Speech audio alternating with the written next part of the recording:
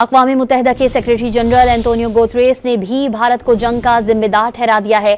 अक़वाम मुत्तहिदा के secretary general ने भारत की जानिब से पाकिस्तान पर हमले पर तशवीश का इजहार किया है। उन्होंने भारत और पाकिस्तान से तहम्मुल का मुजाहरा करने का मुतालबा किया है। आपको खबर दे रहे हैं, अक़वाम मुत्तहिदा के सेक्रेटरी जनरल एंटोनियो गुतेरेस ने भी भारत को जंग का जिम्मेदार ठहरा दिया है। अक़वाम मुत्तहिदा के सेक्रेटरी जनरल ने भारत की जानिब से पाकिस्तान पर हमले पर तशवीश का इजहार किया है और उन्होंने भारत और पाकिस्तान को दोनों को ही तहम्मुल का मुजाहरा करने का मुतालबा किया है। अक़वाम मुत्तहिदा के सेक्रेटरी जनरल एंटोनियो गुतेरेस ने भी भारत को जंग का जिम्मेदार ठहरा दिया है। अक़वाम मुत्तहिदा के सेक्रेटरी जनरल ने भारत की जानिब से पाकिस्तान पर हमले पर तशवीश का इजहार किया है। उन्होंने भारत और पाकिस्तान से तहम्मुल करने का मुजाहरा का मुतालबा किया है।